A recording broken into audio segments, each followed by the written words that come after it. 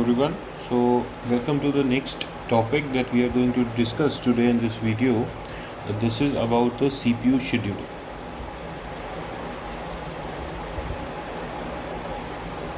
CPU scheduling. Now, in the previous video, we have discussed about the different process states that the process undergoes from new state to the termination state. So, different states are there. So, if you remember the process diagram from the previous video, if you have seen, so the new state, the process goes to the ready state, then there's a run state, then there can be a waiting state, or there can be a termination state. And also we have discussed the different types of schedulers. Now it is a short-term scheduler that is responsible for bringing the processes into the CPU. That means which process from the ready queue will be given to the CPU, that will be decided by the short-term scheduler. So when is this scheduling is done? At what point of time the CPU scheduling is required? So whenever a new process is there in the ready queue, that means let's suppose a new process arrives from the waiting state. So that means if a process which was earlier in waiting state, that goes to the ready queue. Why the CPU scheduling is required? Because it might be possible that the process is of high priority. The process can be of high priority. So that's why when high priority process is available in the ready queue and low priority process is running, so a high priority process should be scheduled. Secondly, when a new process is created, so that means when a new process is created, that is brought into the main memory from the secondary memory, then again scheduling is done. Okay, or it might be also possible in case of, especially in case of preemption processes, that the time slice of the process which is currently executing, that is expired. So third case is when time slice of running process expires. So when the time slice expires, then again CPU scheduling is done. Okay, and why, or you can say what is the main objective of CPU scheduling? Why do we do the scheduling part? So the main goal of the CPU scheduling is to minimize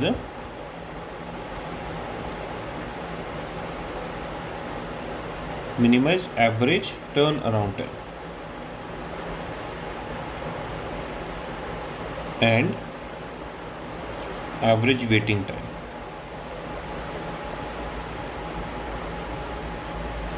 Okay, so average turnaround time and average waiting time has to be minimized. Now what are these turnaround times and what is this average time? In fact, we will be encountering different types of times that are there while we will be processing the CPU scheduling.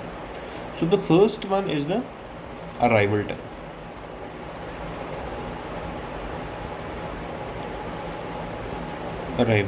Now what is arrival time? So it is basically the time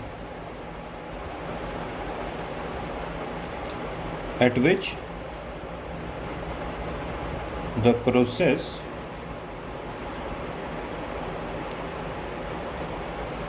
is arrived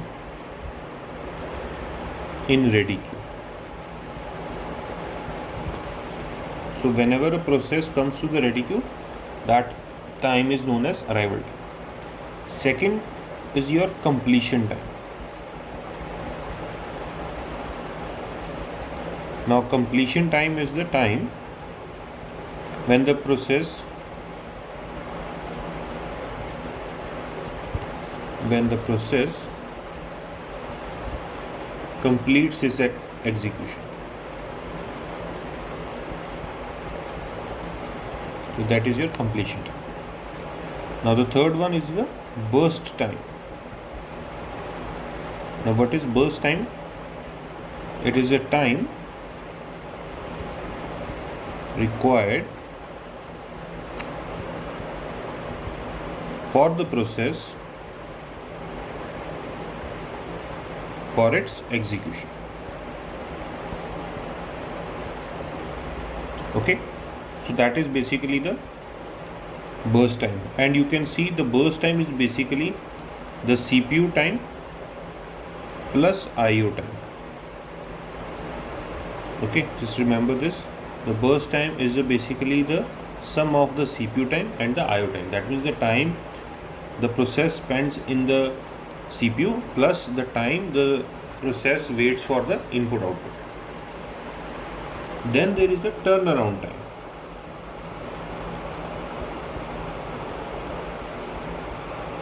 Turnaround time. Now it is basically the difference between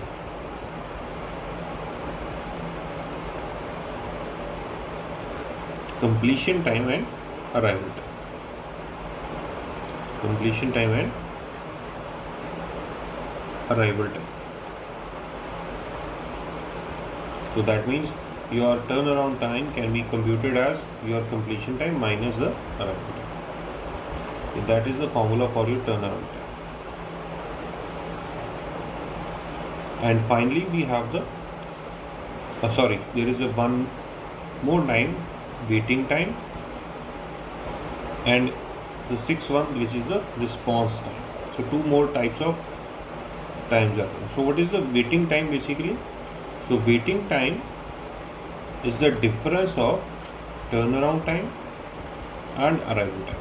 So that is your waiting time. And finally the response time. It is the difference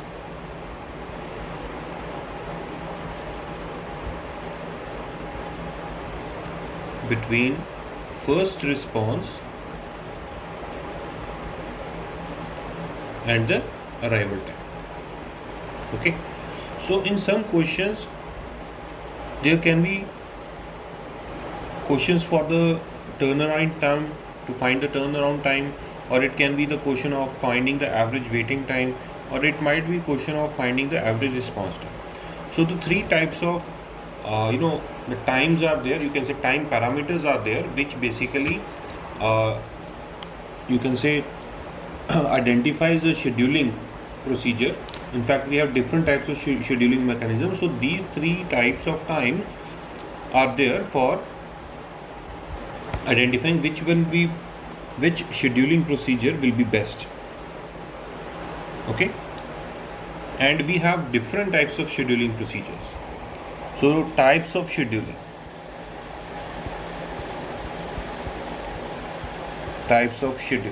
Now, especially for the GATE exam as well as for the UGC NET exam, usually a numerical comes for the scheduling and determining the waiting time or the turnaround time or the response time. So the very first one, the type of scheduling that we are going to discuss is the first come first serve scheduling. So we have first come first serve schedule. So as the name suggests, those process that will first arrive in the memory, that will be the one to be served. Now the criteria, it is based on basically the arrival time, and the mode is basically non-preemptive. Non-preemptive means once the process starts executing, it cannot be preempted. Okay, so criteria is arrival time, mode is non-preemptive. And also it might be possible that multiple processes have the same arrival time. So for that, if arrival times are same, then select the process with lower process ID. Now let's see how to solve such numerical based on first come first serve. So usually we are given the process ID number, then we are giving the arrival time, and then we are given the burst time. So these three things will be given to us. So let's suppose we have process ID 1. We are going to take one numerical. Let's suppose I am taking a random numerical. Okay, so let's suppose we have the different processes. We have in fact 5 processes having the arrival time and the burst time. Now question basically comes to find the average turnaround time or the waiting time. Now for this, in order to solve such questions, we use a structure or a data structure known as Gantt chart. Okay, so how to represent a Gantt chart basically? Now a Gantt chart is basically a, you can say, a row based arrangement of processes. Now you see the arrival time here, it is a very significant because we are doing first come first serve. So for the arrival time, you see the arrival time, which one is the lowest arrival time? So that is arrival time 0. So that means process ID number 1 is the first one to arrive. So that means the very first process to be scheduled will be the process number 1. So start from the 0, and how much burst time it is taking? 4. So till 4 seconds process 1 will execute. In the meantime, other processes have also arrived, but since we are doing non-preemptive, so this process, P1 process, has to execute completely. Now after that, you will see which is the next one to arrive. That was process number 2. So process number 2 will be there. It is taking 1 second, 3 time units. So total 7 will be. Similarly, the next one will be P3. That is taking only 1 time unit. Similarly, P4, that is taking 2 time units. And finally P5, that is taking 5 time units. So that's the complete execution of processes. Now how to find the average turnaround time or the waiting time? Now the best way is to extend this table.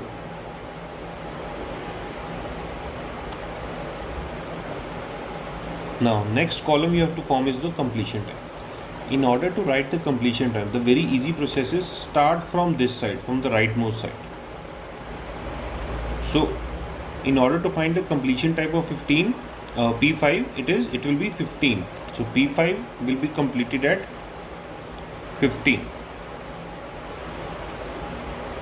Similarly, P4 is completed at 10, P3 is completed at 8, P2 is completed at 7, and P1 will be completed at 4. Next column that you have to form will be the turnaround time. Now if you remember the turnaround time, what was the formula of turnaround time? It was CT minus AT, that is completion time minus the arrival time. So you just subtract CT and AT. So 4 minus 0, 4, 6, 6, 7 and 11. So that will be your turnaround time. So in order to find the average turnaround time, so just add all these numbers, that will be 4 plus 6 plus 6 plus 7 plus 11 divided by how many processes are there? 5. So you get the number 34 by 5, which is roughly around 6.8. So that is your average turnaround time. Okay. Similarly, if you want to find the average waiting time, what we will do? I'm just going to correct this. So this will I write P1 here. Okay. So we draw one more column of the waiting time. Now for the waiting time, what was the formula? It was T80 minus 80. So you just subtract, it should be BT. Just correct it, which is your waiting time is basically turnaround time minus the burst time. That is the formula of waiting time. Just correct it. The waiting time is turnaround time minus the burst time. Okay, it should be clear. It is the burst time here. Turnaround time minus burst time. So you just subtract T80 minus the burst time here. So you get 4 minus 4, 0, 3, 6 minus 1, 5, 5 and 6. So your average waiting time will be equals to 0 plus 3 plus 5 plus 5 plus 6 divided by how many processes? 5 processes. So you get a number after addition 19 by 5, which will be equals to 3.8. So that's how you will solve the average turnaround time and average waiting time. Okay. So that is your first come, first serve mechanism. Okay. We'll do one more numerical. So let's suppose now we are having the processes.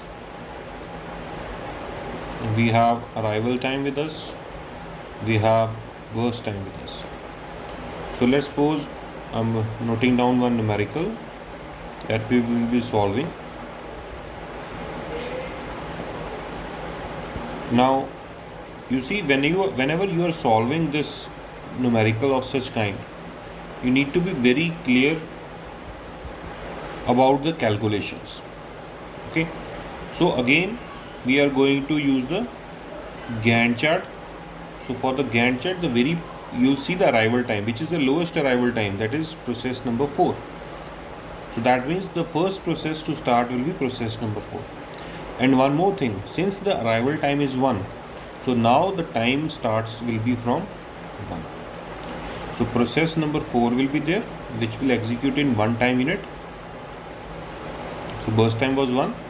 Similarly, which is the next number? That is P number, process number 2. So how many time units are there? 5 time units, so 7 will be there. Next, which is the next one? Process number 3. How many time units? 3 time units. So this is also done. The next one, process number 5. How many time units? 2. So total will be 12. This is also done. The next one is process number 6. 6 time units, 18. And finally process number 1 with burst time 4, so it get 22. Now the next column that you have to form is your completion time. So start from the right side. For P1 process, the completion time is 22. For P6, the completion time is 18.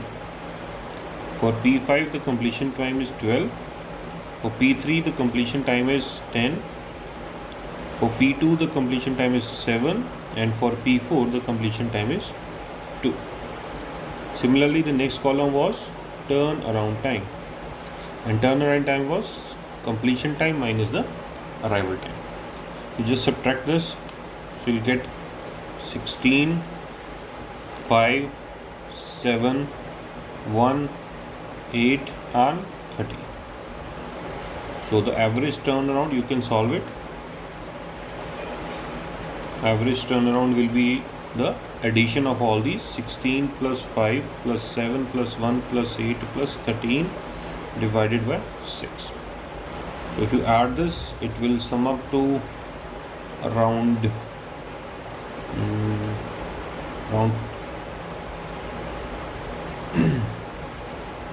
so it will sum up to around 50. So 50 by 6, it will be around 8.33. Similarly, if you talk about the waiting time, so waiting time was turnaround time minus the burst time. So that will be a 12, 0, 4, 0, 6 and 7. So just add the waiting times. So your average waiting time will come as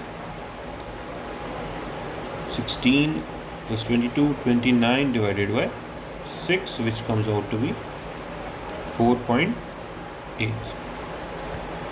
Okay, so this is your average waiting time and average turnover. So this is how we will solve the first come first serve scheduling mechanism.